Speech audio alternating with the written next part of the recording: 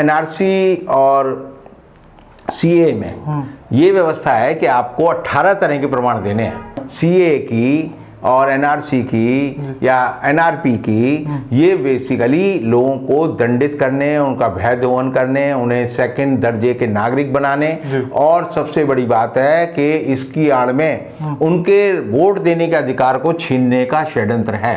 अगर ये सारे प्रमाण, अगर मैं कहूं कि देश के प्रधानमंत्री नरेंद्र मोदी को भी कह दिया जाए कि तुम 18 के 18 प्रमाण पत्र दे दो, तो मैं दावे के साथ कहता हूं कि नरेंद्र मोदी भी नहीं दे पाएंगे। भारत के जो राष्ट्रपति हैं रामनाथ कोविंद, वो भी नहीं दे सकते। अच्छा। भारत के जो उपराष्ट्रपति हैं वेंकटराय नायडू, वो भी नहीं दे सकते। नमस्कार, आदाब दोस्तों, हिंद वॉइस में आपका स्वागत है। मैं हुक्राम, हमारे साथ हैं एडवोकेट रविंद्र कुमार जी। आप लोग अच्छी तरह से जानते हैं, हर बात बड़ी पसंद आती है आपको और कमेंट भी करते हैं आप। आज हम बात करेंगे एनआरसी सीए को लेकर, क्योंकि गृह मंत्री जी ने कहा था, वो आपको ध्यान भी हो देगा उनकी क्रोनोलॉजी जो उन्होंने समझाई थी कि ना आधार कार्ड, ना पैन कार्ड, ना पासपोर्ट ये नागरिकता का प्रमाण नहीं है, और हर देश का एक रजिस्टर होना चाहिए। और फिर उसमें डॉक्यूमेंट में जो कुछ आया सुनने में कि वो 70 साल पुराना या 72 से पहले का, वो सब चाहिए होगा। ये सारी चीज़ें थी। तो ये मुद्दा चला, बहुत हंगामा हुआ, शाहीन बाग जैसे बड़े प्रदर्शन हुए, उसके बाद दिल्ली में दंगे भी हुए। हाल फिलहाल हम इस मुद्दे पर इसलिए बात कर रहे हैं क्योंकि अभी आपने जय भीम मूवी देखी होगी। वो वैसे मूवी लोग कह रहे हैं जुडिशियल कस्टडी पर है, लेकिन उसमें एक चीज़ दिखाई गई है जो बहुत सत्य है। जो ट्राइबल्स उसमें दिखाए गए हैं, आदिवासी, उस फिल्म में दिखाया गया कि उनके पास प्रमाण नहीं है और ना उनके वो बना रहे हैं, यानी कि राशन कार्ड वगैरह कुछ भी नहीं है और वो बनाना भी नहीं चाह रहे। और ये सत्य घटना पर आधारित ही मूवी थी और 90 के दशक की है, यानी कि मुश्किल से 20-25 साल पुरानी। तो अगर अभी तक उनके पास राशन कार्ड नहीं है तो वो साबित कैसे करेंगे, सवाल यहाँ पर ये है। तो इस मूवी में जो सबसे बड़ी चीज़ दिखाने की कोशिश की गई है, वो दिखाने की कोशिश की गई है कि अगर आज के समय में एनआरसी होता है, सीए अगर होता है, तो सबसे पहले जो बाहर होंगे उस रजिस्टर से वो होंगे आदिवासी, जो सबसे बड़ा खतरा सामने आ रहा है। सर, सवाल आपने सुन लिया, मैं आपसे जवाब चाहता हूँ, तो फिर होगा क्या आगे? हिंदुस्तान से बहुत सारे लोग जो है भागकर विदेशों में जाते हैं जी। जर्मनी चले जाएंगे, जिसे कबूतरबाजी बोलते हैं। जी। और कबूतरबाजी में लोगों का क्या मकसद होता है कि वो हिंदुस्तान से किसी भी दूसरे देश में चले जाएं जी। और वहाँ जाकर उनका पहला काम होता है कि अपना पासपोर्ट लिया और उसे डिस्ट्रॉय करके फाड़ फूड़ के जो है गटर में बहा दें। जी। और बहाने का मकसद ये होता है कि ताकि वो बिना सिटीजनशिप के नागरिक हो जाएं, और जब वो वहाँ की पुलिस द्वारा पकड़े जाएं तो वो ये कहेंगे कि मैं तो जो है किसी दूसरे देश का नागरिक नहीं हूँ, मैं तो यहीं पैदा हुआ, यहीं का नागरिक हूँ। अच्छा। और वहाँ के कानून इस तरह के, वैसे लोगों को उन्हें सिटीजनशिप देनी पड़ती है। अच्छा, बिना कागजात के भी? तभी तो भागते हैं, कबूतरबाजी यही तो है। इलीगल इमिग्रेशन जो है वो यही है। अब उसी बात में अगर हम आपकी बात को जोड़ लें तो जो सबूत होता है आदमी के सिटीजनशिप का, वो है उसका जिंदा होना।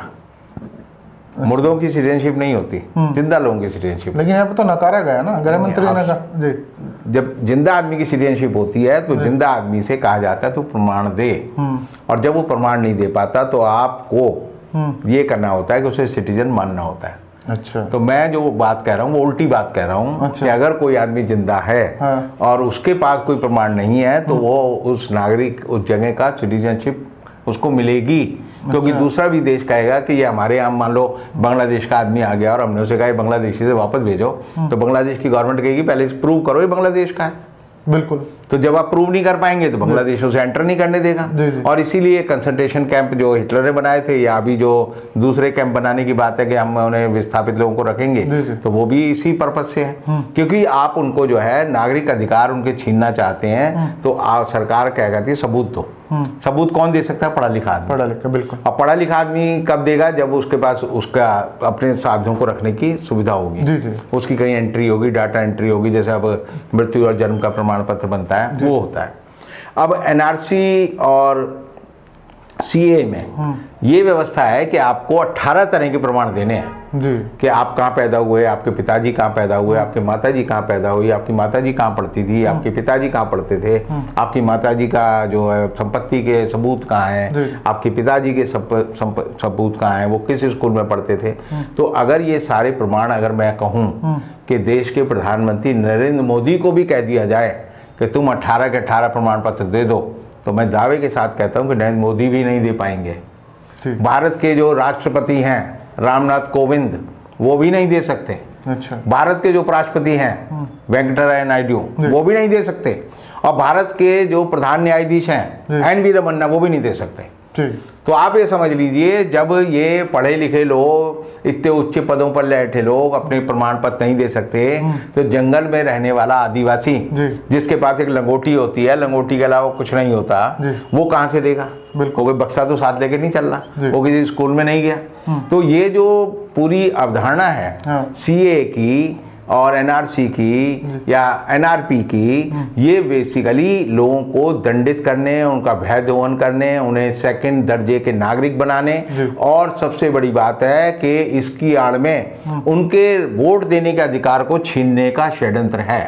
हिंदुस्तान जब आज़ाद हुआ तो हिंदुस्तान की आज़ादी के बाद हमने जो संविधान लागू किया उसमें हमने सबको दिया यूनिवर्सल एडल्ट फ्रेंचाइजी के सार्वभौमिक वयस्क मताधिकार।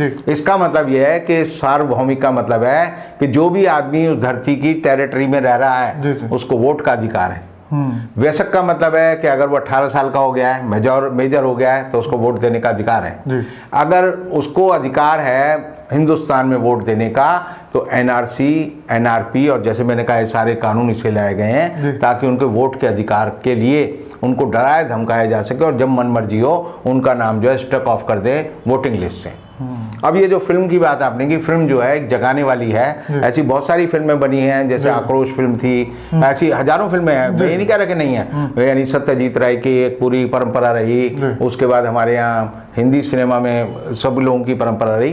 तो जो भी पढ़ा लिखा और संवेदनशील आदमी होता है वो मानवीय मूल्यों की बात करता है, और जो भी दुष्ट और शैतान होता है वो मानवीय मूल्य छीनने की बात करता है। तो ये सरकार दुष्टों और शैतानों की है, ये लोगों को बेवकूफ़ बनाकर उनको एक्सप्लॉइट करती है, उनकी ज़मीन छीन लेती है। आपको मैं बताऊं कि मोदी जी गए कि गॉड जो आदिवासी हैं उनके लिए उनके महारानी के नाम पर हमने जो है हबीबगंज रेलवे स्टेशन का नाम रख दिया।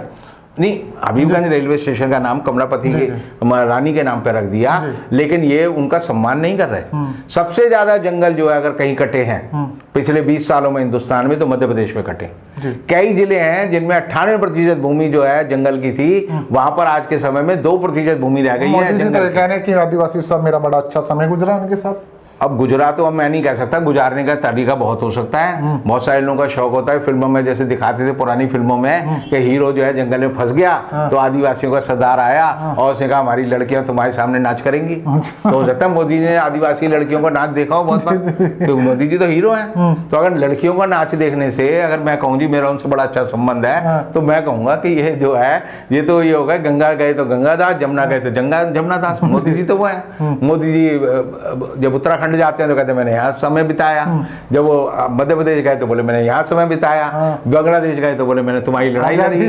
वो जो है जहाँ जाते हैं वो तो वहां के होके रह जाते हैं। क्योंकि मैं हमेशा मानता हूँ कि बेवकूफ बनाना हो तो सबसे बड़ा तरीका यही है कि उनकी खूब प्रशंसा करो, और जिसके यहाँ जाओ उसको बताओ जी तुमसे बढ़िया तो कोई जाति नहीं है, वो सब मूंछों पे ताव देंगे और आपको बढ़िया माल खिलाएंगे। अगर मैं उनको सच बता दूंगा भाई तुम जो है बेवकूफ हो, तुम अनपढ़ हो, तुम जाहिल हो, गंवार हो, तुम्हें अकल नहीं है, तो वो तो उसे खाना क्या पानी भी नहीं पूछे, उल्टा पीटेंगे। और तो मोदी जी इस बारे में बड़े सिद्धस्त हैं, उन्हें ठग को पता होता है कि कैसे किसी को मोड़ना है। तो मोदी जी मोड़ते अच्छा है और अच्छी तरह मोड़ते हैं। और जो आपकी कही कि जिस मौके पे गई जहां उन्होंने 28 करोड़ रुपए खर्च किए, सरकार ने 28 करोड़ रुपए खर्च किस बात के लिए गए? 1 घंटे के लिए।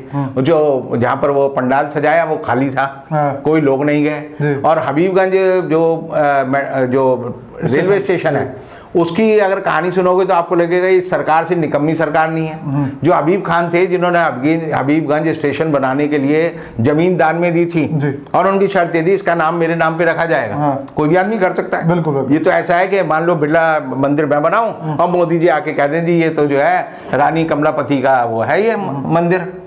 तो ये इस तरह नेम प्लेट बदलने में बड़े उस्ताद हैं। ये उस्तादी जो है पहले मोदी जी में नहीं थी, उन्होंने योगी जी से सीखी। उन्होंने कहा वो बनारस का नाम बदल दो, प्रयागराज कर, इलाहाबाद का नाम प्रयागराज कर दो, फलाने का नाम ये कर दो। तो नाम पलटू ये पार्टी है। अब इन्होंने जो हबीबगंज स्टेशन का नाम बदल दिया। अब समझो नाम बदलने से हबीबगंज स्टेशन की जो असलियत बताऊं तो किसी आदिवासी की हिम्मत नहीं है कि हबीबगंज स्टेशन पर आकर अपना स्कूटर खड़ा कर दे। पिछले दिनों भारतीय रेल ने हबीबगंज में 24 घंटे के लिए अगर आप 2 व्हीलर खड़ा करोगे तो उसका किराया रखा था 235 रुपए। जी। और अगर 4 व्हीलर अगर आप रखोगे 4 पहिए वाली गाड़ी 24 घंटे के लिए वर्ल्ड क्लास तो उसका किराया था 590 रुपए। जी। तो कोई से आदिवासी की हिम्मत है वहां पर अपनी गाड़ी खड़ी कर सके। और जिन आदिवासियों की बात कर रहे हैं, अगर हबीबगंज स्टेशन का पूरा इतिहास देखें तो ये रेलवे की पहला प्लेटफॉर्म है जिसको एक इंटरनेशनल कंपनी को मोदी जी ने बेचा है। मोदी जी ने इंटरप्ले INC जो अमेरिका की एक कंपनी है उसने एक अपना एक समझौता किया है बंसल ब्रॉडवे से जी।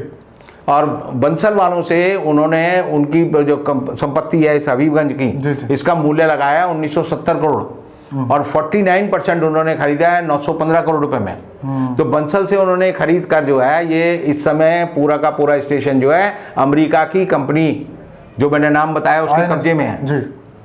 और उसके बाद जो है आप देखिए कि यहाँ पर मॉल भी बन गया, यहाँ पर बहुत सारी चीज बन गई। तो स्टेशन का तो नाम है, ये सारी जमीन जो है मॉल के लिए ली गई है। हाँ। अमेरिकन कंपनी जो है यहाँ पर मॉल बनाएगी और मॉल बनाकर जो है आप देखिए जब इसकी खुदाई होनी थी तो सरकार ने कहा था, रेलवे ने कहा था कि आप यहाँ पर 2000 जी। स्क्वायर घन स्क्वायर जिसे हम बोलते हैं क्यूबिक स्क्वायर उतनी लैंड का जो है डिगिंग करेंगे। उसने 10,000 किलो की कर दी, 10,000 यानी स्क्वायर ये खुदाई कर दी, मीटर जमीन की खुदाई कर दी और वो सारी की सारी जो उसमें खनिज निकले, जो माइन मिनरल्स निकले वो सब ले आके बेच दिए। वो रेलवे को देने थे, वो भी वो जो है वो ले आकर उसे मार्केट में ब्लैक में बेच दिए। ये किसी को नहीं बताया सरकार ने, ना यहाँ की प्रेस बताती। खुला खेल फर्रुखाबाद चल रहा है। तो आप समझिए कि ये कह रहे हैं कि 100 करोड़ का स्टेशन बनेगा। 100 करोड़ का नहीं है, इस स्टेशन की कीमत जो है 1970 करोड़ है और इस 1970 करोड़ रुपए के पूरे स्टेशन को मोदी सरकार ने बंसल्स को जो है सिर्फ 40 करोड़ में बेच दिया। तो 970 करोड़ की चीज 40 करोड़ में बेच दी, उसमें चोरी भी हो गई, चकारी भी हो गई, उसका उद्घाटन प्रधानमंत्री ने भी कर दिया, लेकिन उसका मकसद जो है आदिवासियों से जोड़ना। ये ऐसे है जैसे मैं दिल्ली में कहूं कि मैं मौर्य होटल में, मौर्य शेल्टन में जाकर नहा रहा हूं, आदिवासियों के कल्याण के लिए नहा रहा हूं, क्योंकि इसमें जो साबुन का इस्तेमाल हो रहा है वो जो है सर्बिया के आदिवासियों ने बनाया था और वो जो है मैं इस्तेमाल कर रहा हूं, तो उनको इसका लाभ होगा। आप इंग्लैंड में जाओगे, अमेरिका में जाओगे तो वहां पर जितने भी होटलों में साबुन मिलते हैं उनमें लिखा होगा ये फलाने एनजीओ ने बनाया, फलाने आदिवासियों ने बनाया। तो आपको बड़ी अच्छी लगेगा, बढ़िया 5 स्टार होटल के कमरे में गर्म पानी के बाथ में आप नहा रहे हैं, टब में, और वहां पर जो है वहां का आदिवासियों का साबुन लगा रहे हैं और मन में सोच रहे हैं आदिवासियों का कल्याण हो गया। तो मोदी जी ने ऐसा कल्याण आदिवासियों का किया है और मुझे लगता है कि आदिवासी इस सच को जरूर जानेंगे, पढ़े लिखे लोग इस सच को जरूर जानेंगे और तब बताएंगे कि ये जो पद्मा पति के नाम पे जो स्टेशन रखा है इसमें भी सरकार की धोखेबाजी है, धोखाधड़ी है और ये सारा पैसा जो जनता का 28 करोड़ रुपए खर्च किया ये वास्तव में बर्बाद किया है। उसका कोई लाभ जो है वहाँ की जनता को नहीं मिलेगा। वहाँ पर तो उनको जो है घुसते ही स्टेशन में और मॉल में तुरंत अपनी जेब कटवानी है, क्योंकि मॉल जो होते हैं आदिवासियों के लिए नहीं होते, कोई आदिवासी मॉल नहीं बना। और ये एक अगर मैं मॉल बना दूं और कहूं जी आदिवासी इसका इस्तेमाल करेंगे तो आप समझिए मैं आदिवासियों को गाली दे रहा हूं, उन्हें समझा रहा हूं कि तुम जो है बेवकूफ हो, बेवकूफ थे, बेवकूफ रहोगे और हम तुम्हें ऐसे ही बेवकूफ बनाते रहेंगे। बहुत बहुत शुक्रिया रविंद्र जी, आपने एनआरसी से लेकर जिसमें आदिवासियों की क्या भूमिका रही और अभी फिलहाल मोदी जी ने आदिवासियों के नाम पर जो एक तरह से प्रोग्राम पूरा किया, उनको धोखा देने का काम किया है, उसका पूरा खुलासा किया। बहुत बहुत शुक्रिया। किसी और एपिसोड में आपसे मुलाकात होगी, तब तक के लिए दीजिए इजाजत।